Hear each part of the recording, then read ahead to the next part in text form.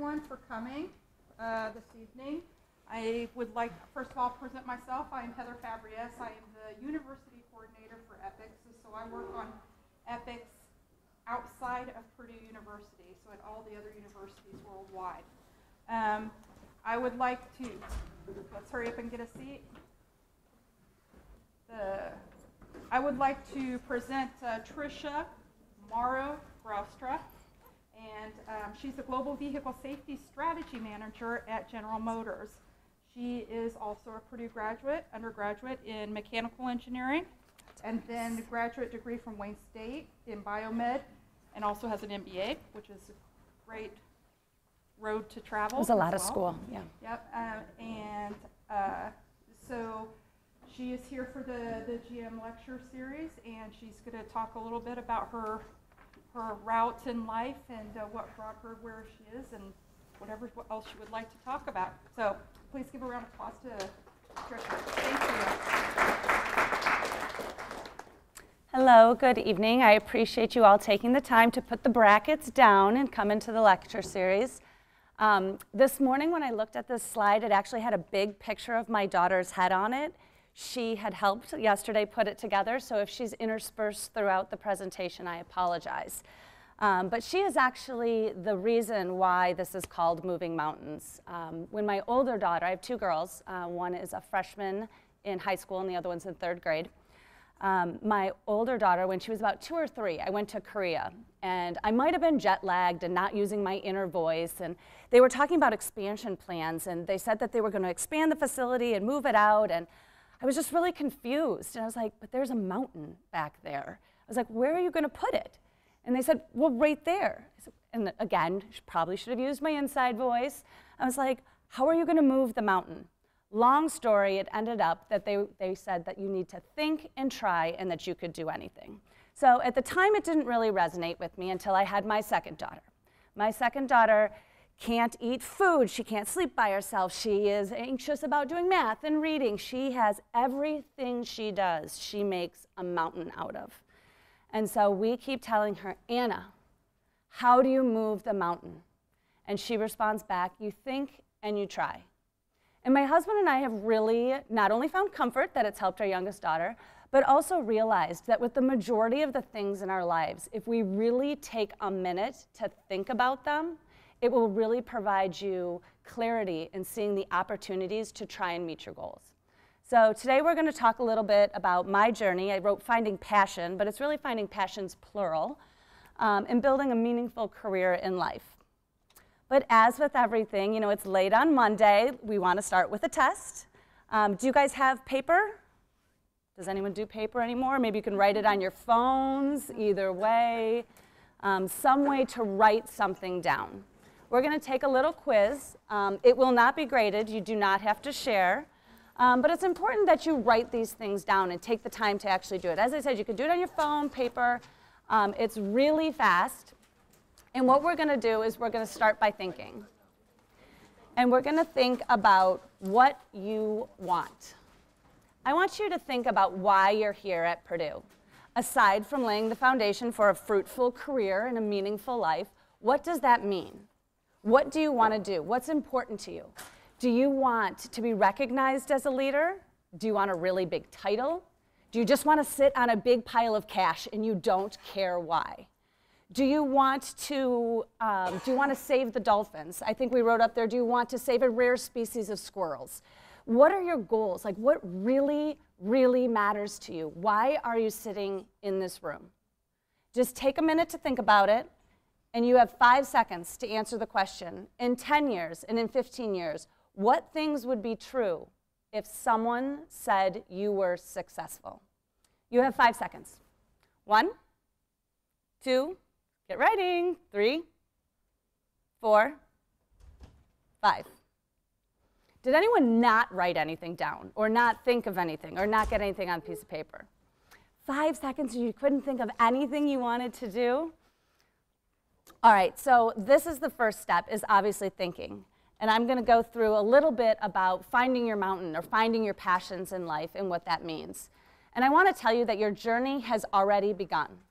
And you really need to look back at where you've been, where there were opportunities. Where did you step up and run for class president or run for class secretary? What opportunities did you grab?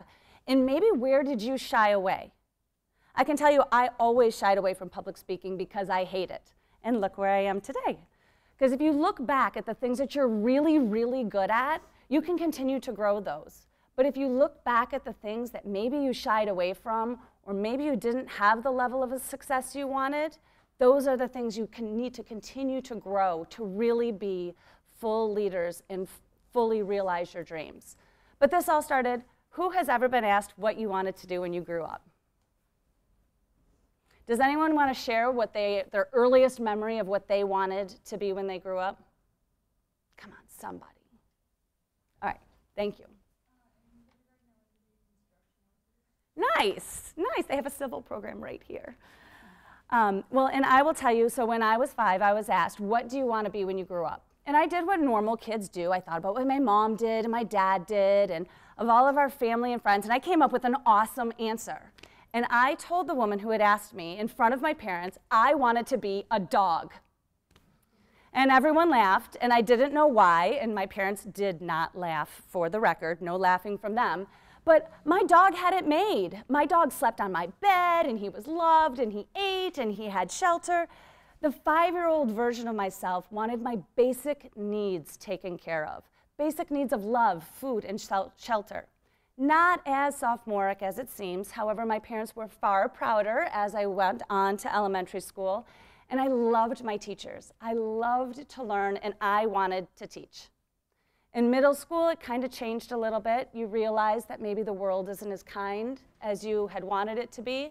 And I wanted to help. I wanted to cure cancer. I did not want anyone ever to be sick. And then high school, some of you may resonate with this. I found I had a really unnatural relationship with math. I loved it, like ridiculously loved math. I could do it all day long. And so I took every math class I could and ended up here at Purdue.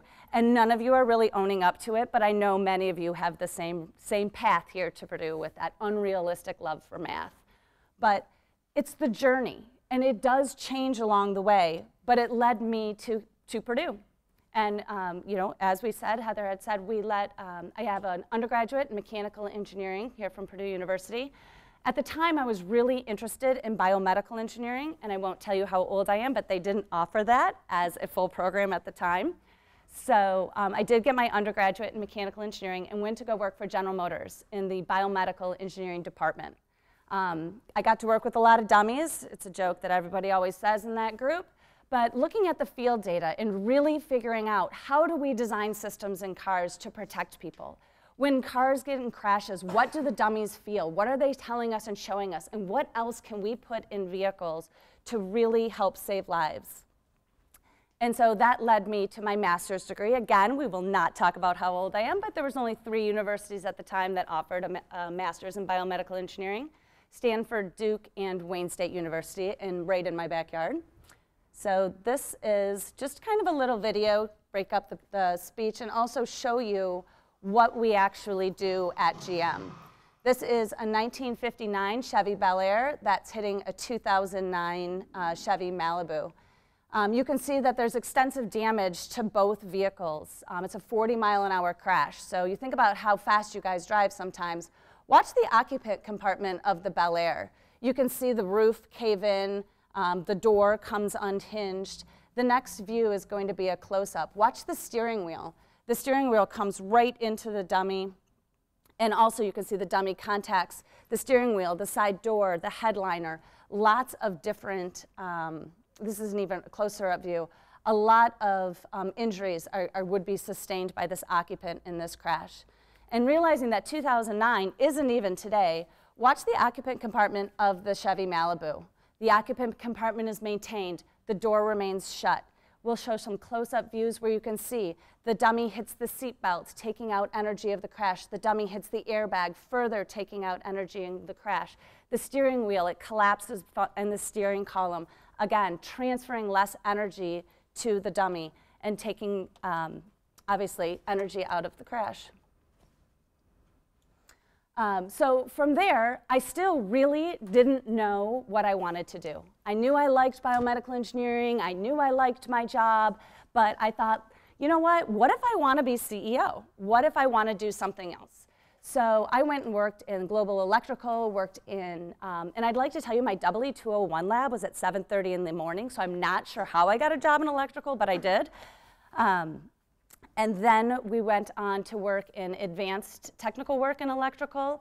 I did some work in global product planning to see how we actually focus on the customer with all of our different technologies, with our vehicles, how we really try and build vehicles for families, how we really try and build performance vehicles. And then had the opportunity to come back to engineering in innovation. This was right before 2014. And came back to engineering to set up the innovation department. And so we tore apart a building, and much like all the construction that's going on here, but we tore apart a building and really set up a lab that enabled ideas. It enabled you to tinker and to come up with simple and complex solutions. And the video I have right here is just one that's near and dear to my heart. So not everyone that you'll end up working with has the same benefits that you do of having a degree from Purdue University. And some of the technicians that we worked with came up with an idea. They called it the multifunction tailgate. So these are guys that work on a vehicle. They got together, not only did they mock it up, not only did they patent it, they tried to sell it throughout General Motors. And it wasn't until we set up this innovation area that they brought it to us, and we were actually able to bring it to life.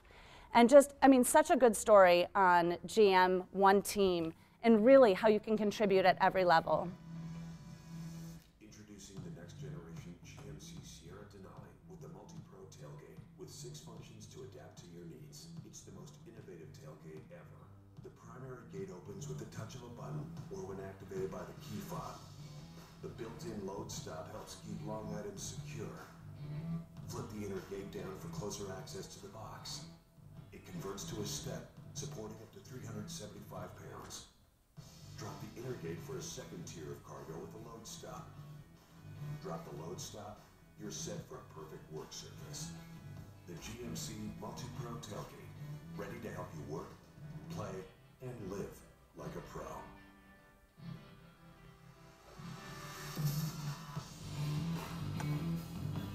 So these were just one of the innovations that we worked on. Obviously, during this time, I went and got my MBA at the University of Michigan. They lost last night. It's just close to home. I would have gone here.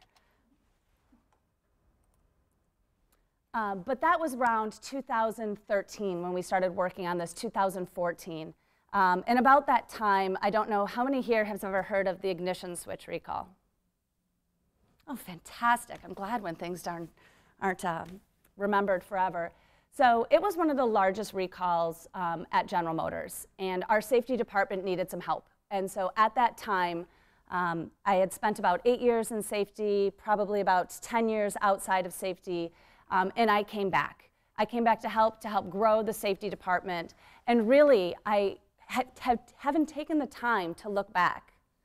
In each one of my functions, be it electrical or innovation or whatever it was, I continued to have an intense focus on the customer, an intense focus on the safety of everything that we developed.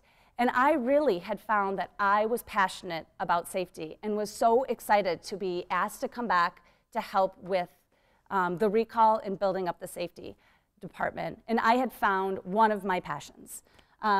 Also, as part of that, one of the first things that we did was we had looked at a way to stop the tragic number of heat stroke deaths that occur each year. Is anybody aware of children in heat stroke? Yes. Okay. Everybody? All right, so about 40 children, I'll give my little spiel. About 40 kids a year die each year due to heat stroke. And it's because and about half of those have been left inside vehicles. Now, your first thought is, seriously, how can anyone leave a child inside of a vehicle? Well, I'll tell you, CEOs of hospitals have done it, scientists have done it, lawyers have done it. And back in 2004, when I was in safety for the first time, I had my first child, my Ellie, and there was an attorney that sat in a corner office, and he had his Mercedes outside, and the alarm kept going off all day. His ultrasonic sensing system was picking up a child in the vehicle, and he turned it off all day. Now, I'm not saying that my husband's not that smart, but in 2004, I had a baby, and my husband was an attorney and sat in a corner office, and he drove a Mercedes. He drives a GM now. And I, every day, would either call him and say, "How is my mom?" Because that's where we dropped the baby off, or call my mom and say, "Oh gosh, how was Tim this morning?" Because I was so fearful that perhaps he would forget to drop the baby off, because it can happen to anyone. And so we had been looking for a solution for this since before 2004. And really, the technology just was not accurate and reliable enough under all situations. And when it comes to innovation, it doesn't have to be complicated. So was so fortunate to be able to come back to safety and work with a team and we came up with some complicated solutions, but we also came up with a really easy one. Have you ever heard of the joke, how do you put an elephant in the refrigerator? You open the door and put him in. What's the first thing you do when you put the baby in the car? Anyone? You open the door. And so rear seat reminder does not detect anyone in the back seat. It just detects if you use that rear door. And if you use it, it gives you a really simple reminder in the back seat that says, rear seat reminder, look in rear seat. If you are someone who doesn't travel with children, it's very easy to turn off. But if you are someone who travels with children, and if you know the statistics, it's something we really want you to leave on. And that was one of the things that we did when we first came back. My daughters would like you to point out that they are in the center. The little one, you can tell which one the little one is. That's Anna, and she wanted to be on the cover of the presentation, but she's in the middle. But really, we've been in the Wall Street Journal, Parents Magazine, the Today Show, Good Morning America. Really, we were the first automaker to take the first step forward, which was so important, not only from a technology standpoint, but also from a social impact standpoint. Because leaving children in vehicles is not a General Motors problem, it's an industry problem. And that's just one of the things that we get to do at General Motors when we're talking about safety leadership. And this is one of my passions. You hear me talking about my children often, that's another one. But at General Motors, we have a vision of 0 crashes, 0 emissions, and 0 congestion. And 0 crashes, again, is what I'm passionate about. So between now and when we all drive autonomous vehicles, there's a big road in between there, and there's a lot we can do.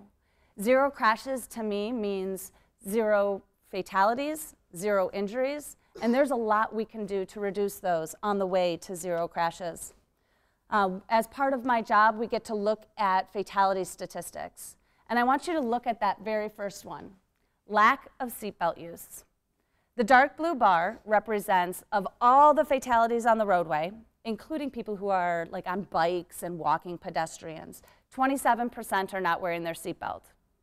Now, if you take that number and take away everyone where it's impossible to wear a seatbelt because you're a pedestrian, for example, and then you look at the fatalities of people who are not wearing seatbelt, it's 47%. Seatbelt use in the US is 90%. But when we look at the number of people that die from not wearing their seatbelt, 47%.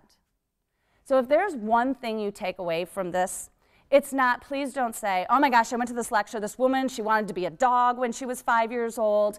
Instead, there's this woman from General Motors, she wanted to be a dog, but she taught us that the number one thing you can do to protect yourself and your family is to wear your seatbelt, every seating position, every time. It's something, again, that I'm very passionate about. And at General Motors, we're looking for different features that will help remind you. We have a seatbelt assurance system in some of our fleet vehicles where we're testing to see whether if we interlock the shifter, whether that will increase seatbelt use, and we're looking at other different ways as well. When we talk about impairment, you can see impairment contributes to 30% of fatalities. Your generation statistically is smarter than mine, but still 30% of fatalities. And so we're also working with different consortiums to try and test breath-based or transdermal-based controls. So as soon as you get in your vehicle, it would be able to tell what your blood alcohol level was and then perhaps prevent one of the fatalities. Speeding contributes to 30%. How often have you been going somewhere, been late, speeding, maybe didn't put your seatbelt on as soon as you went there and grabbed your phone? So many of these things contribute to the fatalities we see out on the road. Pedestrians and motorcycles, last year there was an uptick in the fatalities we saw. And that uptick was also due to the uptick in pedestrians, bicycles, and motorcycles that were involved in these fatalities. Kids and teens, obviously, with heat stroke, children in child seats, it's one of our priorities at General Motors. We have a partner, Safe Kids Worldwide, that we work with to try and influence social impact and try and get people to understand the importance of child seat use and proper child seat installation. And that next one, distraction. So if we all pick up our cell phones and we type, "on my way," I just drove the length of a football field without looking up. Any one of you could have stepped in front of my car. Any one of you could have stopped your car right in front of mine or crossed that middle line, and I wasn't looking because I needed to tell someone I was on my way. GM designs our systems so that you don't have to handle your phone. You can connect remotely to your vehicle so that you can keep your eyes on the road and hands on the wheel. And I would stress to you, even as a pedestrian walking around, you need to keep your phones down. At General Motors, we have a no walking and texting policy so that we prevent in-workplace crashes. But it's just as important when you're out on these streets. If the vehicle doesn't see you or if you don't see the vehicle, it could be a very devastating crash. And last, drowsy. You know, it's one of those things where, you know, we think a cup of coffee will help us wake up and get to our destination. But really, it doesn't. You know, statistics have shown that calling a friend or talking on the phone seems to be a little bit better in waking us up, but it's really important. Drowsy contributes almost as much as distraction to the crashes that we see. And when we talk about leadership and safety leadership at GM, we really want to make sure that we take into account all of these things. Also at General Motors, we take a continuous approach to safety. We look at trying to prevent crashes before they happen. We try to obviously prevent injuries during, and we also like to take care of our customers after. So before a crash, we have about 24 active safety features or driver assist features that are available: lane keep assist, lane departure warning. During a crash, you all saw the Malibu crash, and obviously airbags, safety cages, whatnot. But after a crash, also a way to innovate. We offer injury severity prediction. We actually can tell from all the crash forces in the vehicle whether there are trauma 1 level injuries in the vehicle or not, and alert first responders so that they can send the right kind of help in the right time to everyone involved. And then 0 crashes. So on the road to 0 crashes, does anyone have any questions or comments on autonomous vehicles? I don't know if you're allowed to have questions. All right, so the way that we see on the road to 0 crashes, as I mentioned, fewer mistakes, fewer crashes, fewer injuries, and fewer fatalities. GM really can control the vehicle. We can control our level of automation, of crash avoidance, how often we're connected to different vehicles or to different places. We're also working to influence the driver, trying to have you put your seatbelts on, trying to have your eyes up, your phones down, and really trying to automate some of the driving tasks. Super Cruise is one of our automated features that we have. It's a driver assist feature where you can actually, under certain circumstances, drive without your hands on the wheel. And we have a driver monitoring system that will track your eyes to make sure that you're paying attention to the road, but actually can assist you on long drives, like from the Warren Technical Center down to Indiana. But we also need to work with the environment to make sure that our roads are set up for these autonomous vehicles. And that's that road that we're talking about. That's that on the road to change. It's going to be a couple years before we're all autonomous. And we really need to make changes along those ways to even lower fatalities even more dramatically.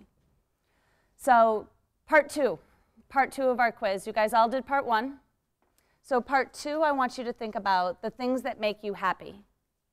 Obviously, you could see through this my passions of safety, my things that make me happy, my children, all those. What makes you happy? Your partner, your family, your faith. What makes you happy? Sailing around the world or running a marathon. Again, do just a big pile of money. Whatever it's going to be, what kind of things make you happy? My children knew what finding Pokemon in remote, obscure places meant. I really did not. but think about the things that make you happy. And now answer the question, in 10 years, in 15 years, in 20, what would be true if you were really happy? 1, 2, 3, 4, 5. So I know it was kind of a silly, like really quick quiz on the things that make you happy and the things that you really want to do. But I want you to take a look at that list, and I want you to think about it.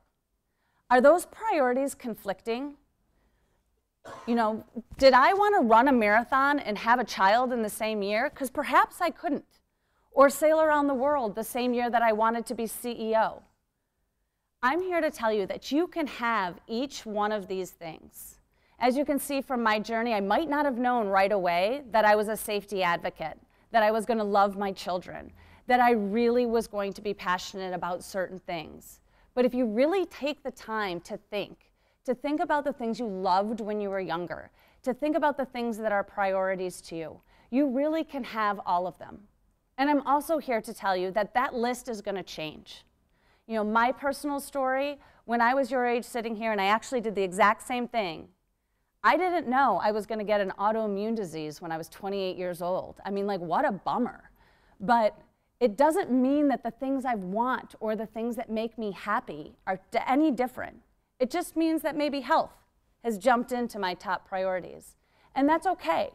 Things can change, things can morph.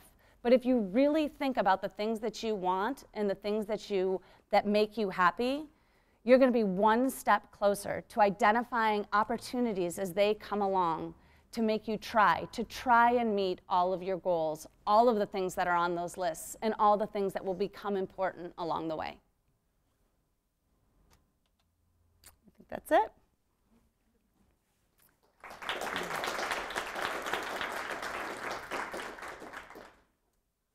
So we've got about 20 minutes for questions, Q&A. So please don't hesitate, put your hand up, and Tricia, keep happy to call on you. Don't leave without signing that in the sheet. Yeah. So go on with like a goal of 0 crashes, 0 fatalities, which are like certainly admirable, but then when it comes down to that, how do you quantify something like that in a risk assessment compared to something where it's not as hard to quantify? So how do you measure 0 fatalities? Yeah, like obviously if you count them, that's hard to predict. You know what, it's funny, we just got this question from one of our employees as well, and he said, I want to see how General Motors has put in countermeasures that have actually reduced fatalities. And they don't cut the numbers that closely. But the things that we do are, for example, obviously we try and put in all of our crash features to reduce those risky driver behaviors. But we also have a lot of partners with our social outcomes, our social impact team, and they have to have measurable outcomes. So for example, the Peers Foundation goes to high schools and to colleges, and they'll do demonstrations on distracted driving, or we've done demonstrations on drowsy driving where we'll actually put people in suits to mimic what that is. And then months later or weeks later, we'll go and measure what their attitudes and beliefs are, really trying to see if there's a measurable change. But to your point, if you come up with a way, give me a call.